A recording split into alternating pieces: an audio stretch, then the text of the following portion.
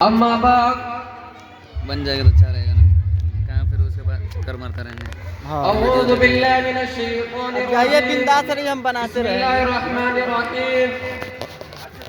صدر محترم اور حاضرین جلسہ، آج میں آپ لوگوں کے سامنے سیرت نبوی کے جہادی پہلو پر کچھ روشنی ڈالنا چاہتا ہوں اور یہ بتانا چاہتا ہوں کہ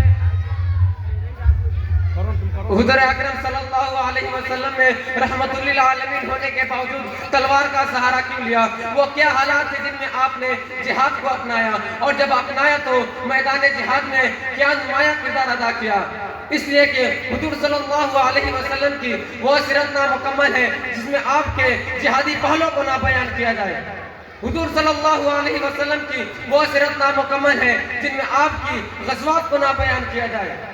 حضور صلی اللہ علیہ وسلم کی وہ سیرت نامکمل ہے جن میں آپ کی جنگی قیادت اور سپہ سالاری کو نہ بیان کیا جائے. اسلام کے غیور نوجوانوں، یہ کسے معلوم نہیں کہ بعثت سے قبل پورا عرب پیغمبر علیہ السلام کو صادق اور امین کہہ کر پکارا کرتے تھے. ہر خاندان اور ہر قبیلہ والوں کے نزدیک آپ کی بے پناہ عزت تھی. آپ کا ایک مقام تھا، ذرے ذرے کبھی آپ سے محبت اور پیار تھا. لیکن جب اسلام قرآن کی چوٹیوں سے نمودار ہوا اور تاجدار بدھا نے توحید کا اعلان کیا تو تمام مشرکین عرب آپ کے مخالف ہو گئے، اپنے پرائے بن گئے، دوست دشمن ہو گئے. ہر طرف دشمنی کی آگ بھڑک اٹھی. اور پھر کیا تھا؟ ظلم کا سیلاب امنڈ پڑا. آپ کو اور آپ کی رسالت کے اقرار کرنے والوں کو طرح طرح کی اذیتیں دی جانے لگے. صحابہ پر ظلم و ستم کے پہاڑ توڑے جانے لگا. کمزور اور بے سہارا مسلمانوں کو صرف قبول اسلام کے جرم میں وہ سزا دی جاتی کی جن کے تاریخ میں کوئی مثال نہیں ملتی. کہیں حضرت بلال رضی اللہ تعالیٰ عنہ کو گلے میں رسی ڈال کر گھسیٹا جاتا تو کہیں حضرت عمار بن یاسر کو آگ کے گرم انگاروں پر لٹا کر وہ سزا دی جاتی کہ بدن کا رواں رواں خراب ہو جاتا.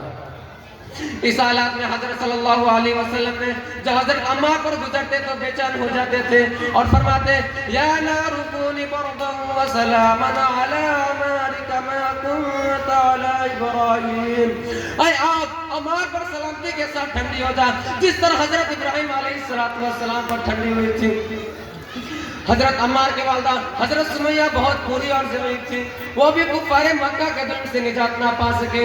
ابو جہل نے ان کی شرمگاہ میں ایک دن اس زور سے بچی ماری کہ وہ وہیں شہید ہو گئے. حضرت خباب بن الارت، حضرت ابو فقیہ، حضرت صہیب بن سنان، حضرت زبیرہ، حضرت زبیر، حضرت سعید بن زید اور ان جیسی جگر درجنوں ایسے صحابہ تھے جو مشرکین مکہ کے وہ ہستناک ظلم و ستم کا تختہ مشق بنے ہوئے تھے. جس قدر اسلام پھیلتا تھا اور مسلمانوں کی تعداد بڑھتی جاتی تھی اسی قدر مکہ کا غیظ و غضب زیادہ ہوتا جاتا تھا. یہاں تک کہ مکہ کی سرزمین مسلمانوں پر تنگ کر دی گئی. حج یہ کہ سینکڑوں دیوی دیوتاؤں کے پجاریوں نے دائی حق کے خاتمہ کا فیصلہ کر لیا تو اللہ تعالیٰ نے مسلمانوں کو نبوت کے 13 سال کے بعد ہجرت کا حکم دیا اور تمام صحابہ کرام مجبور ہو کر چپ چاپ مکہ کے ملک و جائیداد کو چھوڑ کر مدینہ منورہ ہجرت فرما گئے تاکہ وہاں آزاد ہو کر اللہ کی عبادت کر سکیں. لیکن یہ اسلام کے دشمن کفار مکہ کا دل اب بھی ٹھنڈا نہ ہوا. ان کی مخالفت اور تیز تر ہو گئی. یہودی مدینہ منافقین اور دیگر قبائل سے مل کر مدینہ منورہ پر حملہ کی تیاریاں شروع کر دی. اگر یہاں بھی مسلمان ہاتھ پاؤں موڑ کر چپ چاپ بیٹھے رہتے تو یقیناً بھیڑ بکریوں کی طرح ذبح کر دیے جاتے. اس لیے اللہ تعالیٰ نے مسلمانوں کو اپنی جان و مال، عزت و آبرو اور دفاع کے لیے جہاد کا حکم دے دیا اور فرمایا اذن للذین یقاتلون بأنهم ظلموا وإن اللہ علی نصرهم لقدیر.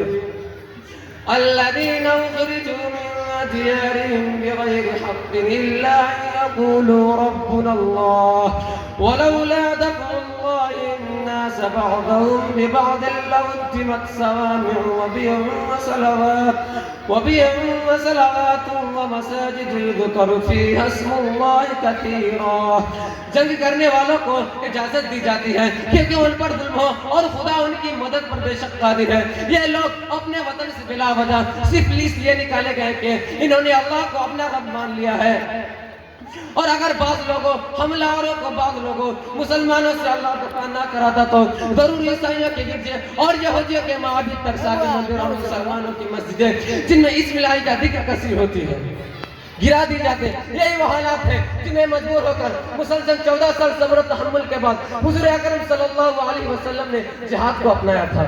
اس پر یورپ کے مشہور عالم ٹامس کرلائل شہادت دیتے ہوئے لکھتے ہیں کہ اب تک محمد صلی اللہ علیہ وسلم نے اپنے دین کی اشاعت صرف تبلیغ اور تلقینی کے ذریعے کی تھی، لیکن اب بے رحمی کے ساتھ اپنے آبائی وطن سے نکال دیے جانے کے بعد جبکہ غیر منصف انسان نے ان کی آسمانی پیغام اور ان کی دل کی پکار سننے سے انکار نہیں کیا تھا، بلکہ اپنی بات پر قائم رہنے کی پاداش میں ان کے خون کا پیاسا ہو گیا تھا. سارا کے اس تہذیب ناسنا نے فرزند ایک مرد اور ایک عرب کی طرح اپنے تحفظ کا ارادہ کیا.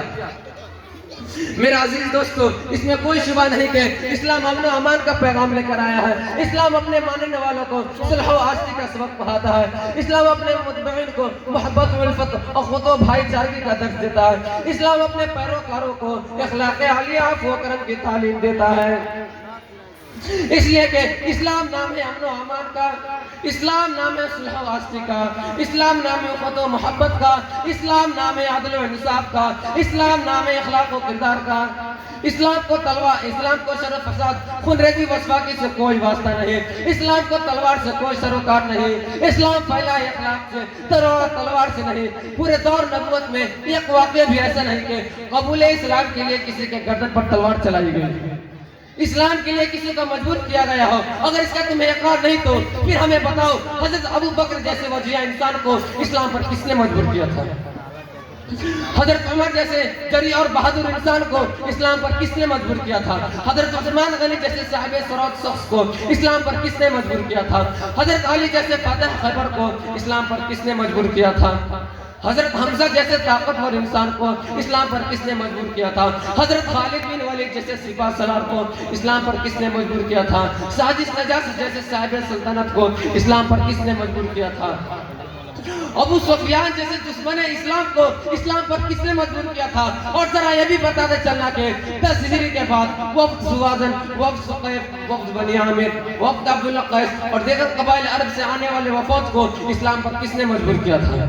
حضرت بلال، حضرت عمار، حضرت صہیب، حضرت زبیر، حضرت سعید بن زید اور ان جیسے مشاق رسول کو اسلام پر کس نے مجبور کیا تھا کہ مصائبوں پر بریجت کے بعد بھی دنیا کی کوئی طاقت ان کو ایمان کو چھین نہ سکے،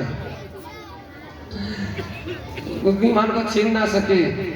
اس بات میں تقریر کو ختم کرتا ہوں. وآخر دعوانا ان الحمدللہ رب العالمین.